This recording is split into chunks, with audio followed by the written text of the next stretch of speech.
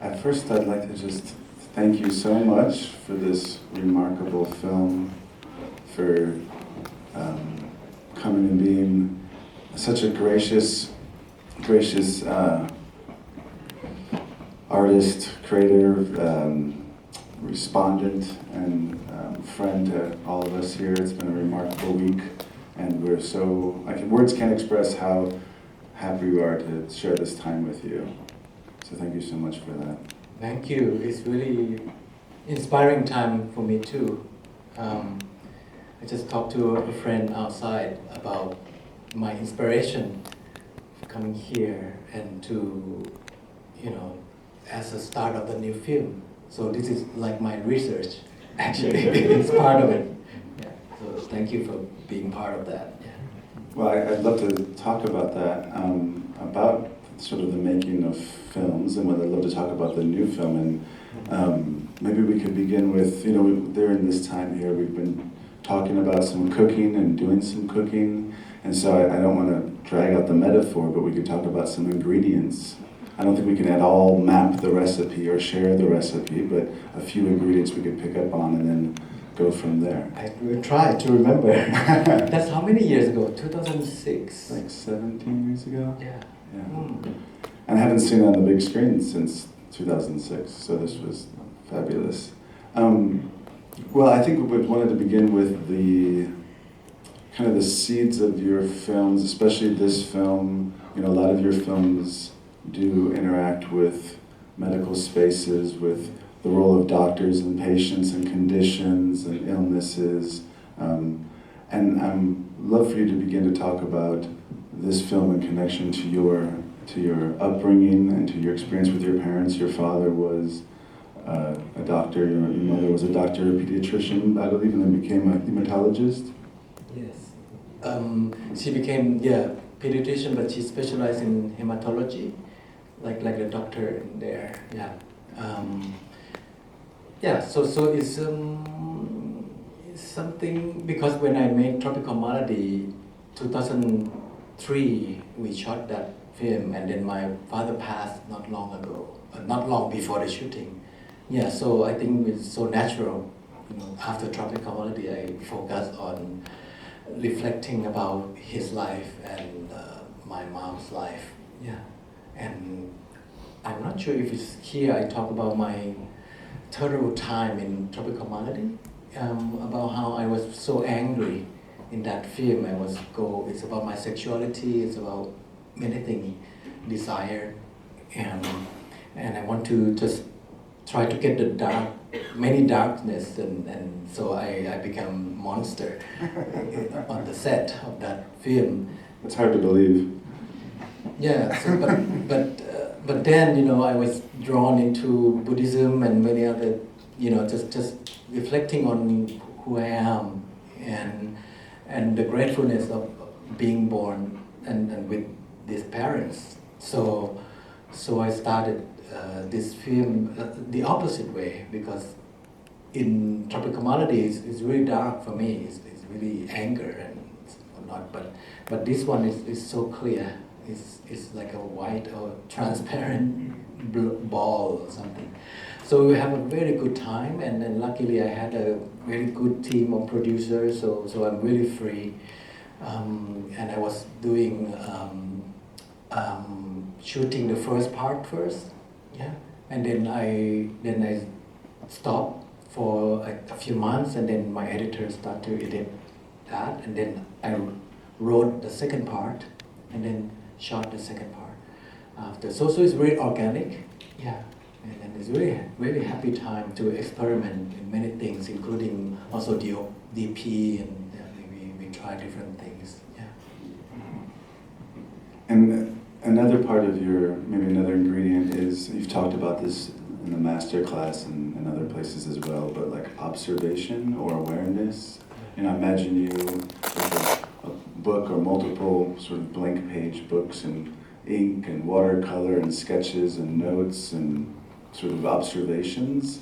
And I would love to hear how the autobiographical elements of this, and then the observations that are taken from perhaps your experience, maybe other people's experiences that you just observe, maybe you don't necessarily have a direct involvement with it, and then how you transfigure that into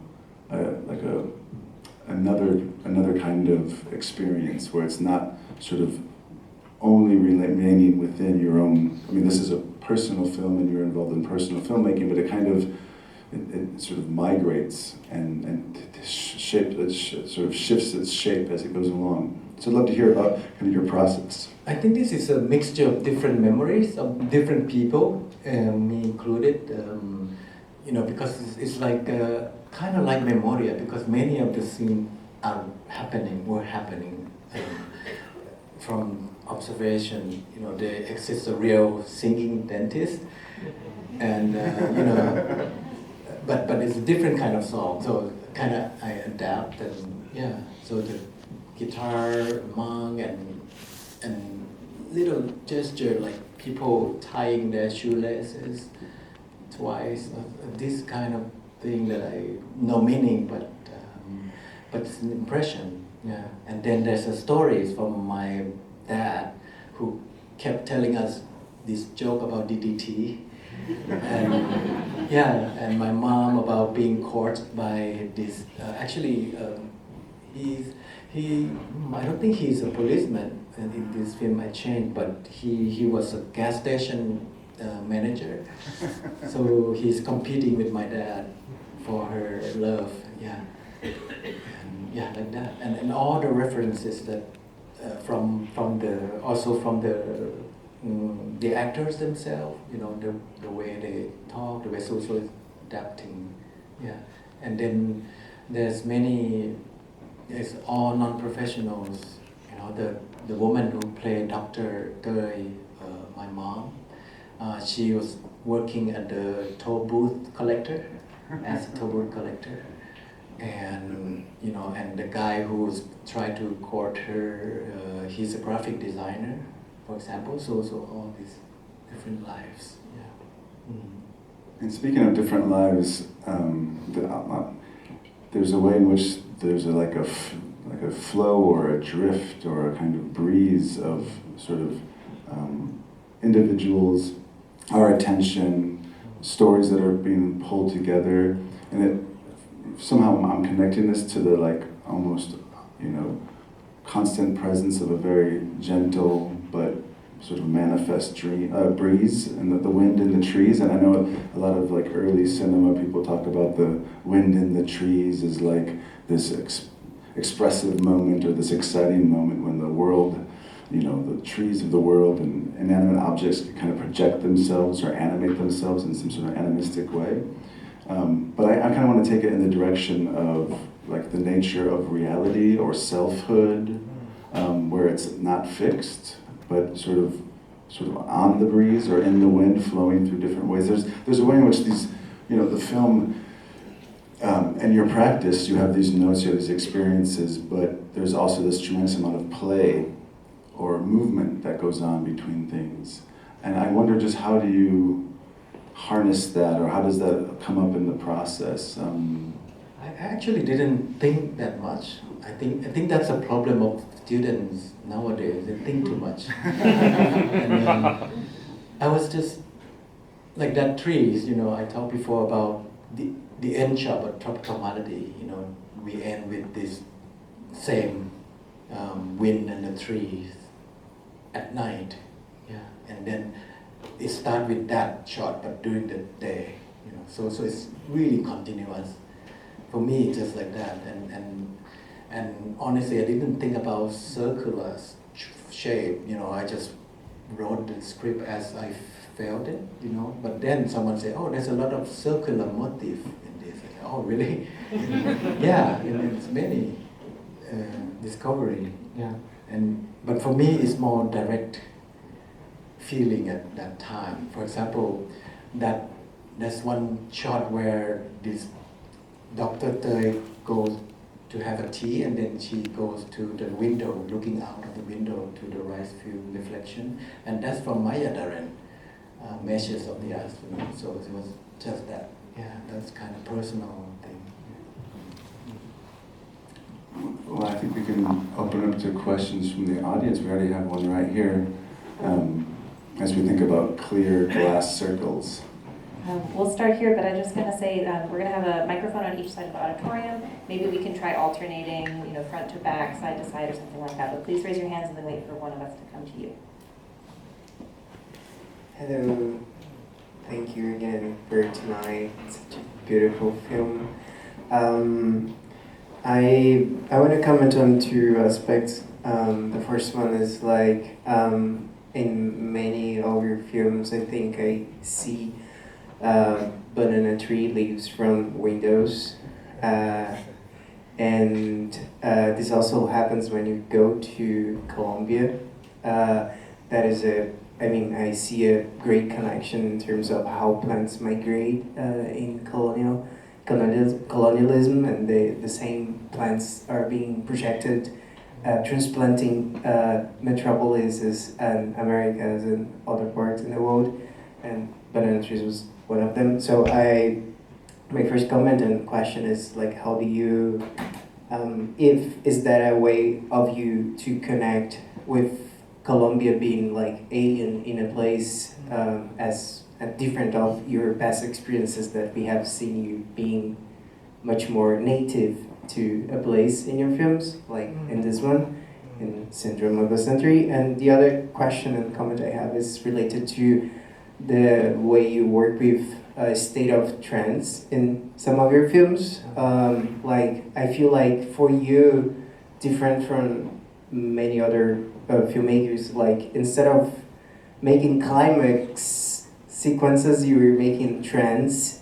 So my question is like, what is your take on offering as states of trance? That's it. Thank you. Do you feel that trance? Is it I'm a personal? trance. No? I'm not sure. But Maybe back to the banana, I just feel, because I grew up in the, in the master class, there's a picture of that wood house, right? 40 years ago. And on the back of the house, second floor, you open up the door, the window of the kitchen, and you see the full of banana trees. So it's my tree, kind of, that I bring to the film, and I feel at peace with the presence. Yeah, so actually, yeah, very good observation. Every film has banana trees.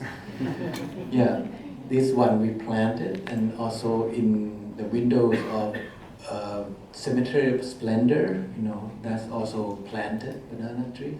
And in Memoria, that was there already, but I was looking for a window that look out to the mountain, go to that village. Two windows, one is the house of Hernan, the other window is hospital. So we'll be looking, and this village has both. And in Hernan's window, there's a banana tree. So it's like, okay, this is it. Yeah, something like that. So the presence of banana tree with orchid, because my mom is fanatic of orchid, and she has her own orchid house, and so in, I think most film has these two elements. Yeah. Yeah. And for the trance thing, I'm not sure. It's I think it's a rhythm that I think it has a lot to do with sound too, because my sound designer he worked, this one also worked with Koichi Shimizu, the Japanese composer too.